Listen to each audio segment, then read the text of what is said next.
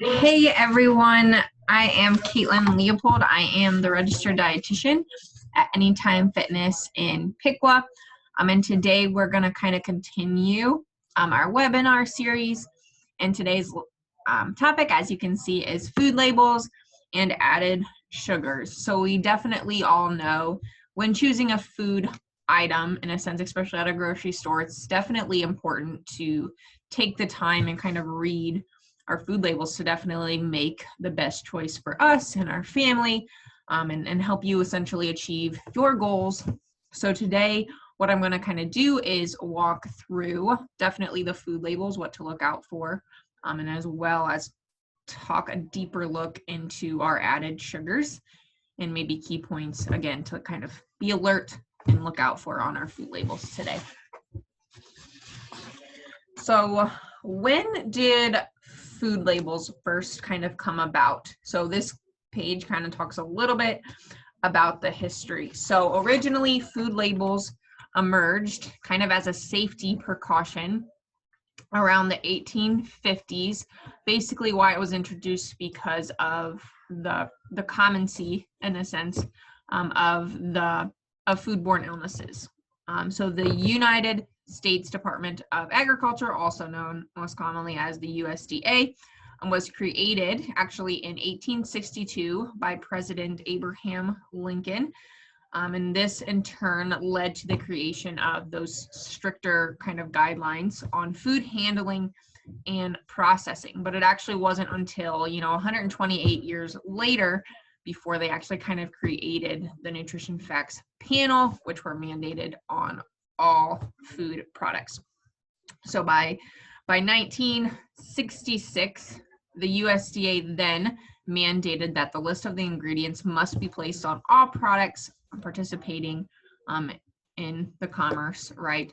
So until the 1960s, most Americans, if you kind of think about it, prepared a lot of their meals at home. They grew a lot of their own food. But typically, as the bigger demand came out for, more products and more of the processed products, right, this became more of the demand on those detailed information on food products. And that's kind of why that came about in the 1960s. In 1990, however, the FDA, the Food and Drug Administration, through the Nutrition Labeling and Education Act, mandated that all food companies were required to make consistent claims and include that detailed standardized nutrition facts panel that for all products to be sold. So this is kind of more of the panel that we know today. It should, right, it includes calories, fat, cholesterol, sodium, carbohydrates, and protein, as well as those select vitamins and minerals. Okay, so it wasn't actually until 1990 that nutrition labels were actually required on all products there. So that's kind of a little bit on the history and why they came about today. So why does the food label look a little bit different from what it was we kind of grew up seeing, right? There's kind of a newer one that just came about, which we're going to cover today. On May 20th of 2016, the FDA announced the new Nutrition Facts label for packaged foods to reflect that scientific information. So reasons why you kind of saw that change is because the FDA believed this new label would make it a little bit easier for us, the consumers, to make more informed food choices. And it was actually until January 1st of 2020, most companies had that time frame actually between 2016 to 2020 to convert over kind of to that new label. So most all labels that we see now should be converted to this new label. If you see a product still with that old label, it was probably manufactured before that January 1st. So what is different between this new label and old label, in a sense? Okay, so I'm first going to kind of talk about the changes, and then essentially what we're going to do is kind of go through the food label kind of line per line, in a sense, and I'll kind of tell you again what to look out for. So we're going to kind of be on this page for a little bit here.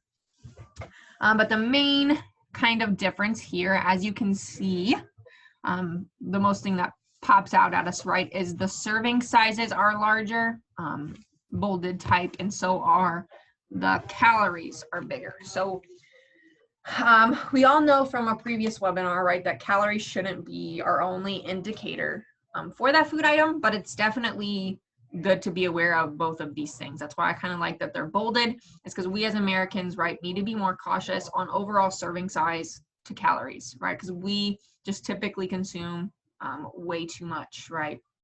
So example for this product, I think it's supposed to be a type of ice cream, but for 2/3 cup, right, we're getting 230 calories. So be aware, if I were to have this and I had 1.5 cups, right, I'm already at 460 calories. So it's just a good idea to be cautious of both of those things kind of together. So example is I went to Red Sox and Indians game. It would have been 2 years now, but I just got half a sandwich and it came with, you know, a snack size bag of chips.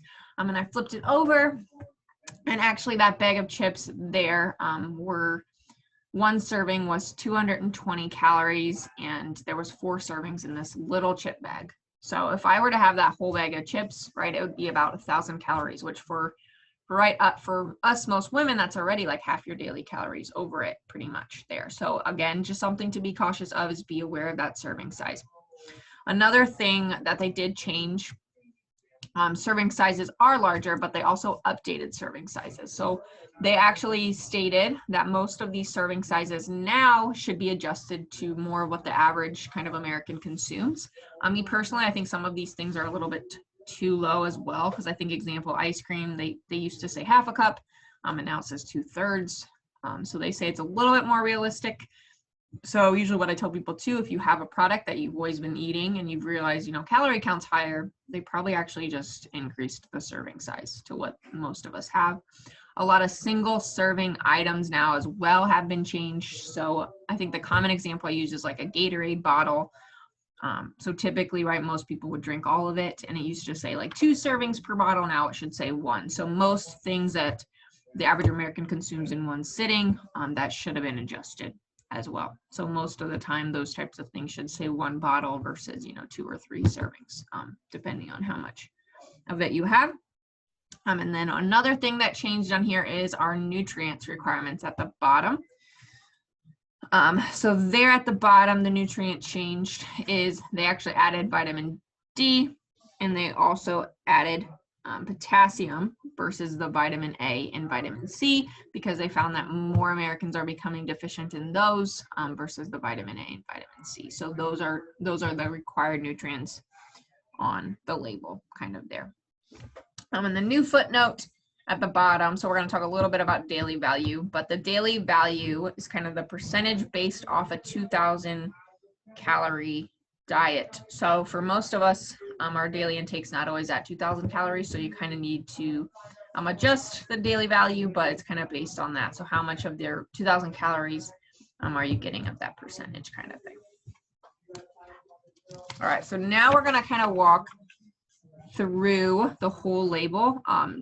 One thing I didn't mention is the added sugars are added, but I do have a whole thing kind of dedicated to it we're going to talk about here. So again, I'm just going to kind of walk through this line for line, starting at our total fats. So if you were listened on in my fat webinar, fats are an important macronutrient, right, that our body needs. It helps us absorb a lot of essential nutrients, special vitamins, and it essentially kind of helps us with the structure and function of a lot of our cells, and they kind of preserve the integrity of our immune system. Okay, so amount wise, ideally we should limit our fats to about 20 to 35% of our daily calories. Okay, so we do want to aim for our healthier fat options, such as, you know, raw nuts, avocados, even a lot of our healthier oils, so olive oils, avocado oils, canola oils, and include as many omega-3s as you kind of can. I usually say our omega-3 should be in our diet at least 2 to 3 times a week. Omega-3s are found in a lot of our fatty fishes, so salmon, tuna, flaxseed, chia seeds, walnuts, type of thing. And we want to limit our saturated fats and our trans fats. So our saturated fats essentially are found in all animal products. So what I mean by that, I mean it's even in your fish a little bit, it's in your red meat specifically, it's in a lot of your fried foods, your fast foods, it's even in a lot of your dairy products, okay? But it's typically higher in the red meats and the butter types of things. So our saturated fat's actually our main culprit in raising our blood cholesterol levels and increasing our risk of coronary artery disease. When it comes to limiting intake of saturated fat, it should be no more than 10% of your daily calories. So again, this is when I usually say the daily value can be used as an indicator if you want to, because that's based off a 2,000 calorie diet. But no, if you do have a little bit less, you can kind of decrease it. A general rule of thumb would be, usually I say like on the side there for our daily value, the things that we want to limit, it's a good idea to kind of keep the daily value to 3 to 5% there. So you can kind of use that as a guide. But specific gram wise, women should kind of stay about no more than 20 grams of saturated fat a day, and men no more than 24 grams of saturated fat per day, which can kind of be a guideline there for you. Trans fat is essentially the fats that have been altered in something called hydrogenization. And that's in our hydrogenated and partially hydrogenated oils, which is actually banned in foods now. Actually, in 2018, the FDA did ban it. They actually recognized it as not safe in our foods. But again, most companies had until January of 2020 to completely eliminate that from their food. So you should no longer find it in the ingredients list. Our body views trans fat as kind of saturated fat. So it does the same kind of thing in our body. So typically that should always be at 0. If you do find it, consume it very limited in excess, but most of the time it should say 0 unless they, start adding a different product in there that's causing that trans fat in a sense. All right, so again, I'm just going to keep kind of walking through here. We have cholesterol next. So these next two that I'm going to kind of talk about, if you're someone that struggles with high cholesterol or high blood pressure, these next two categories are definitely important to watch on food labels. So that's kind of my disclaimer there. Our cholesterol is essentially, it's a vital thing to the structure and the function of our cells. Believe it or not, our body actually makes all of the cholesterol we need for cell function, and our body does need it. But it's when we consume it in excess, just like, a lot of things, that it can become a problem. So usually cholesterol wise, I kind of say limit your cholesterol to no more than 300 milligrams per day. And to put that in perspective for you, about one whole egg has about 186. So I do want to say this though, it's usually not cholesterol that actually affects our cholesterol, but typically why we limit the cholesterol is because the things that are high in cholesterol are typically high in saturated fat, which again, I said saturated fat is the main thing that affects our cholesterol. So those two kind of go hand in hand when it comes to high sources of both. So that's kind of why we watch both of those things. So again, just keep that in mind. Try not to go over that 300 consecutively in a lot, because a long term, again, those things can be high in saturated fat and affect our overall cholesterol. Next is our sodium. So sodium is actually a mineral found in the fluid surrounding our cells. It helps regulate our blood pressure, our fluid volume, and it helps essentially with muscle and nerve function. Okay, so kind of same concept there. Getting too much is definitely associated with high blood pressure, heart and kidney disease, and it can even increase calcium loss from our bones. So the biggest thing I usually say with sodium and food labels is be cautious and be aware, because sodium is hidden in a lot of processed packaged foods. It helps to improve shelf life as well. So especially if you struggle with high blood pressure, definitely keep this at a minimum. So typically the recommended daily intake, I usually say for the average healthy adult, try to keep it under 2,400 milligrams.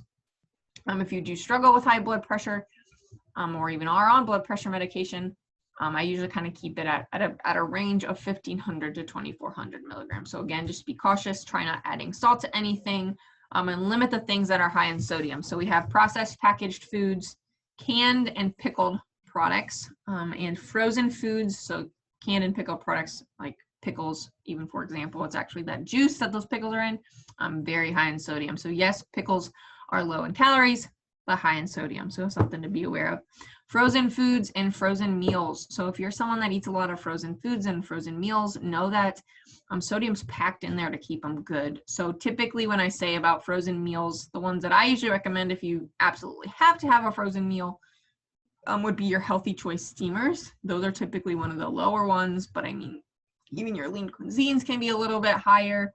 A lot of the man ones are higher. A lot of your frozen pizzas are very high. Even your healthy pizzas are high as well. So again, just be something cautious. I think a lot of times even half a pizza is about half your daily sodium. So again, just limit their freezer products in general can be high. Again, if you even have frozen breakfast, a lot of times I even say those egg beaters that people buy, the little cups where you literally just crack an egg, again, those can be high in sodium in there. Lunch meats, as well as some condiments. So again, just be cautious and be aware with your sodium, because they put it in a lot of shelf stable things to keep it good. Okay, so again, 1,500 to 2,400 milligrams there. And a way to naturally eat low sodium too would be to eat whole foods, right? And just limit a lot of our processed packaged foods and limit adding salts to food. So one thing I usually recommend with that too is Mrs. Dash, if you've ever had of it. It's a great salt alternative, and they actually have a lot of different flavors. I know even in my house right now, I have like garlic and herb and lemon pepper, and you can add it as a seasoning, and it's no sodium versus when you buy that like McCormick or one of those brands, there's a lot of those are high in sodium as well. So again, something to be aware of and just take the time to read there. Continuing down the label, we have our carbohydrates. So right, if you haven't learned by now from a lot of my other webinars, carbs are important in your diet, but just like all of these things that I mentioned, in excess is when it becomes an issue. So carbohydrates, as a reminder, are our body's main and preferred energy source, right? We want to aim for our complex carbohydrates, such as legumes, whole grains, starchy vegetables, potatoes, corn, and peas, and a lot of our fruits and vegetables. So carbohydrates should be about 45 to 65% of our daily calories. And for just normal, function of our central nervous system and just energy wise, I typically keep a minimum. I say aim for at least 130 grams per day. If you want specifics on carbohydrates and fats and all of that, please refer back to my other webinars, because today, again, it's just kind of talking and focusing on the key points there. So just as a reminder, you can refer back to those if you have any questions about keto or anything like that, because I know that's a common carbohydrate question I get. Just refer back to I think I talk a lot about it in my fat webinar there. So for amounts per meal to kind of get that 130 grams per day, for women, I kind of say aim for about 30 to 45 grams of carbs per meal, and for men, aim for about 45 to 60 grams per meal. Okay, and a reminder, we get our carbs from our dairy products, such as our milks, and specifically our cow's milk, and yogurt, and we get it from our starchy vegetables and our grains is kind of the bulk of our carbohydrates there. So we want to limit foods made with our processed white flour, a lot of the processed sweets, and foods that provide little to nutritional value. So the biggest thing that I usually say with carbs is be aware of serving sizes to the amount of carbs. So if a reminder, I said women should have 30 to 45 per meal, and usually I kind of say 15 to 30 for snacks. So even if I were to look at this product, right, 2/3 cup, I'm already at 37 grams. So whatever this is, if I were to have it for a snack or a meal, Me as a woman, right, we're pretty much already at our limit. So that's usually the biggest thing I say about carbs is we just overconsume it. So definitely be cautious on that serving size to whatever nutrient you're kind of focusing on there. Next is our fiber. So fiber is actually a type of carbohydrate that our body does not absorb or digest. Fiber kind of helps keep everything moving properly in our body. It breaks down to our insoluble fiber, which is our vegetables, our wheat bran, and a lot of our whole grains. And essentially it adds bulk to your stool and can prevent constipation. And then our soluble fiber, which is our oats, our beans, and some fruits, help to actually improve our overall cholesterol and blood sugar levels there. So amount to aim for here, I usually say is about 25 to 35 grams per day for most of us. And again, some people tolerate a little bit higher amount than others. And typically most Americans get about 14. So it's definitely important to make sure we're getting enough fiber to help keep us full, to help keep everything moving, and help with those cholesterol and blood sugar levels there. Protein wise, so again, protein is essential to human life, especially if you work out in a gym setting. It's important to make sure you're getting enough, especially even if you're trying to lose weight, to make sure we don't lose, right, a lot of that muscle mass. Typically for nutrition label wise, I just say include a variety of protein, just as a reminder, right? Limit our red meat consumption, make sure we're getting lean sources such as chicken, turkey, fish, even incorporating some plant-based sources such as your beans and your legumes there. And typical amount that I say is about 0.8 grams to 1 per gram per pound of body weight. So again, this kind of varies depending on your goals, but it's just a general rule of thumb I use, right? So if someone weighed 180 pounds, for example, you just multiply that by 0.8, and your goal would be to get, 140 to 144 grams of protein a day. Okay, and that's again just kind of a general amount. If you do want more specific kind of protein amount to, just definitely reach out to me there. All right, so I'm actually going to pop back up to the added sugars button if you're still following along. So this is, again, what I mentioned is a newer thing on this food label, and it's actually one of my favorite items on new labels, right? Because I think people are definitely cautious of their sugars, but I think there's a misconception of natural sugars versus added sugars, and I want to kind of break that today.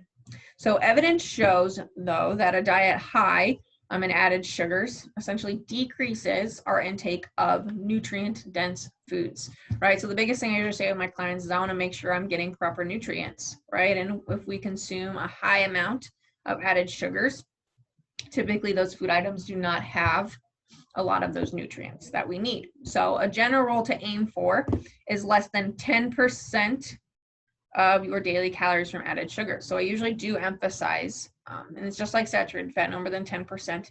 I do want to emphasize this product, right? So if you're looking at here, there's 12 grams of sugar in this product, and 10 of them are from added sugar. So if you look at the daily value, that's a 20% of your daily value. So as I said, as a guide for especially added sugars and saturated fat, aim for that 3 to 5%. So if I were to pick up this product and I see that 20% of my daily value for a 2,000 calorie diet, that's a lot of added sugars there. So ideally, again, aim for that 3 to 5% on the side of that daily value there, okay? So in a sense, when we have more added sugars, they are more empty calories, right? So empty calories means it's providing me with calories, but it's essentially not providing me with vitamins and nutrients that my body needs, okay? So added sugars are anything that was added in processing. So again, artificial sweeteners, essentially, right? Artificial sweeteners such as, not necessarily stevia, but Splenda, Equal, those types of things. What they do, especially if we consume them in high amounts, can cause us to crave a lot of those other, processed carbs and sweets, and can even have a negative effect on our gut bacteria. So ones to kind of look out on our food labels is what I mentioned. So Splenda, also known as sucralose, asulfame K, which is our sunnit or our sweet ones, saccharin, which is our sweet and low, And then our aspartame, which is R equal and the most common one. So I do want to mention sugar alcohols as well as stevia. So stevia is a better option. Even monk fruit, which is becoming a more common option, it's as well, that one's okay. And any sugar alcohol which ends in an OL. So sugar alcohols, our body does not actually absorb them, so they actually do not affect our blood sugars as much. But the main thing I usually say about sugar alcohols is some people, again, are more sensitive than others. So some people can get an upset stomach. So sorbitol, xylitol are one of the common ones. If it ends in an OL, it's a sugar alcohol. So some people, again, gas, bloating, can't tolerate them, and some can't. So if you can, that's great, but just be aware of that. So I talked about added sugars, but I didn't mention our natural sugars quite yet. So there are natural forms of sugars in foods that me as your registered dietitian would rather have you have, okay? So things that naturally have sugar in them, right, would be essentially my milk products, right? We all know the sugar in milk products known as lactose, right? That's a natural sugar that's naturally found in our milk products. And our fruits, right, have something called fructose in it, which is the sugar from fruits, okay? So I usually say, yes, you should kind of watch your overall intake of sugars, but don't fear fruit and don't be super concerned with that unless you're, consuming, 6 servings of fruits a day. That's okay. That's a natural sugar that I'd rather have you have. So if I were even to look at this product and it had 12 grams of sugar and, one of them were added or none of them are added, that would be a better option product versus the added sugars. It's kind of the added sugars part that we do need to watch. So if I were to pick up my yogurt and it even says no added sugars on there, and if you look, right, 0 added sugars, and it does maybe still have 12 grams of sugar in it, that's from the lactose. Same thing for fruit products. If it just has fruit in it, that's the sugar from the fruit, and those are okay. It's just the added sugars that we do need to kind of watch there. All right, so all of these next slides is essentially kind of summarizing what I just talked about. So that's there for you as well in the example. But next, we're kind of going to go through some typical items. We're going to compare some nutrition labels and kind of see what's going on. So usually, if this were live, and I apologize, it's recorded previously, but if you were to see these 2 chips in the chip aisle, right, which one would we choose? And usually, right, the most common answer that I get from people, well, I'd definitely pick, right, the veggie chips. It's 100% natural, right? It's a wholesome snack. It's vegetables, right? And that's what I want you to dive a little bit deeper here. So here I included, right, the nutrition facts panel as well as the ingredients. So the first thing I usually look at is ingredients, right? We want a limited amount of ingredients. And by the way, ingredients we're going to dive deeper into as well on my next webinar. But typically limited ingredients, the better. And I want to know like what those are, right? I want the common consumer to know what these ingredients are. So looking at potato chips, our Lay's potato chips, there's only 3 ingredients. We got potatoes, vegetable oil, salt, right? All of us know what those things are. We dive deeper into our veggie chips. And what I usually say too is the first ingredient is the most abundant thing in the product, and then it descends by weight. So example, right, potatoes are the biggest ingredient in those potato chips, salt being the lesser one there. Okay, so we look at this. On the veggie chips, potato flour is the first ingredient, the most abundant product. We got potato starch being the second one. We got safflower oil, salt, sugar, then tomato paste, turmeric, spinach powder, beetroot powder. Right, so if you look at that, these veggie chips, the vegetables are way at the bottom. So we have tomato paste, spinach powder, beetroot powder. So those are those things that make it those colors, essentially, and they're the least amount ingredient in the product. So by ingredients wise, these veggie chips are glorified potato chips. Okay, there's nothing magical that would make them better because they're veggie here. So looking at the nutrition facts, 1 ounce is a serving for both. So 15 chips for Lay's. I do want to say it's a little bit more for the veggie chips, maybe like 16 or I think it's maybe even 20, but so you'd be mentally getting more if that's a concern for you. Calories wise, we got 160 for our potato chips, 130 for the veggie chips, so a little bit less. Total fat is 10 for your potatoes, 6 grams for your veggie. So again, a little bit lower there, which is okay. Sodium's 170 for Lay's, believe it or not, right? Our veggie chip section is more with 180. Total carbs is 15 for your potato chips. Veggie chips is 18. So again, a little bit higher there. Protein, you're getting 2 grams for your potato chips, 1 gram for your veggie chips. So again, what I say, they're pretty much glorified potato chips. I usually say don't be fooled that they're magically better for you because they're veggie, because they're practically about the same. So again, just be cautious and read the nutrition panel versus just being fixated on the front of the packaging there. So next one I talk about is this mac and cheese, right? Kind of the same concept. I think we as Americans, right, just automatically just assume some things and just read the front, but that's the same kind of concept there. By looking at these, they literally are the same product, right? They're both the cheddar mac and cheese. We got Kraft, and then we got Annie's, which is right made with organic pasta, yummier than ever, right? Same honest food. So typically, again, we automatically assume that Annie's is a little bit better. So the ones on the right in the bottom are our Annie's, and the one on the left is your Kraft. I skipped my pages too soon. So looking at ingredients, all right, that's what we did first on the last one. The first ingredient, again, being the most abundant product, we got for the Kraft enriched macaroni, and then that kind of has its own ingredients. I'm trying to figure out where the end of that one is. We got some riboflavin, we got cheese sauce, the salt, sodium. So again, the list is kind of long there. So a lot of things that you're like, huh? I don't know what that is, right? Besides the enriched macaroni. Organic pasta, so Annie's organic pasta is the first ingredient. We got whey, cultured cream, non-fat milk, salt, butter, cornstarch, citric acid, annatto extract, and then again, some other things. So usually what I say for this one, yes, Annie's ingredients are a little bit cleaner. Like I know what more of those things are versus that one. But the next thing I want to show you is the nutrition facts. Okay, so yes, ingredients are better for Annie's, but nutrition facts panel, again, it's pretty similar for both of these things. So I think a serving is that cup cooked for both of these. For comparing calories, it's 350 for Kraft, 360 for our Annie's. Total fat is 3 grams for Kraft, and I do believe, and I do know, I think that that's a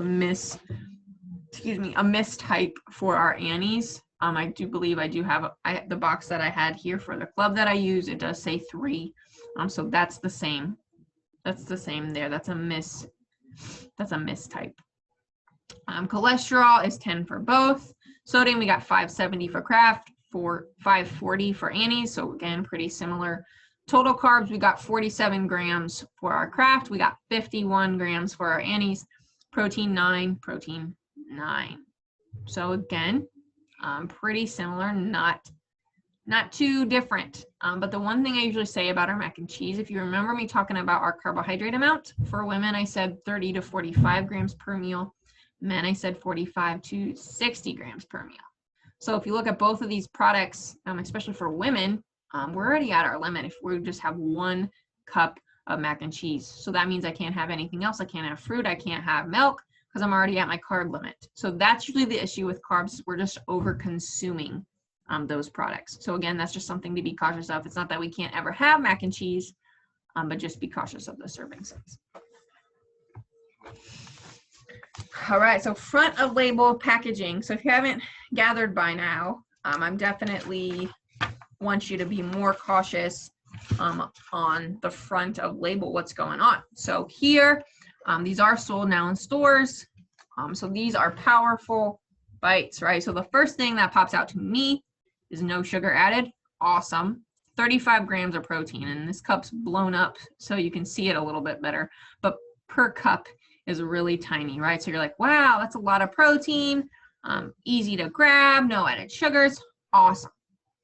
So the first thing I usually point out with this one is, and ingredients wise, they are very clean. I didn't actually include them on here, but they are pretty clean. It's like peanut butter, whey, salt, maybe chocolate. There's not a lot of things. If you read the label, you're like, oh, I know what all those things are. So here, for that 35 grams of protein, there are 4 bites is 1 serving. And I used to say the bites are like maybe the size of my eyeball. Like they're not very big bites. So you just say 1 if you don't have self-control. These are not necessarily good for you, but there's only 4 bites for 1 serving. And there's 6 servings per container. So that's usually what I reiterate back. So if you were to have this whole container to get those 35 grams of protein, you're going to be consuming, right, 660 calories, right, which for most of us for a snack, even for a meal, that's a little bit too high. And with that, right, we multiply everything by 6. So again, to get that 35 grams of protein, you have to multiply that by 6. So really for only 1 serving, you're getting 5 grams of protein, which really isn't a super high source necessarily. So that's usually one of the main things I pointed out with these, just because they advertise it as a protein product. This really isn't, unless you want to consume, right, 660 calories to get that 35 kind of.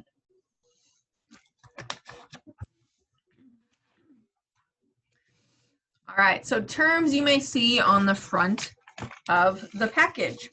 So some of these terms I just included on here because, right, what does that actually mean? So these are just some common terms you may see. So the first one I usually say, yep, is calorie free.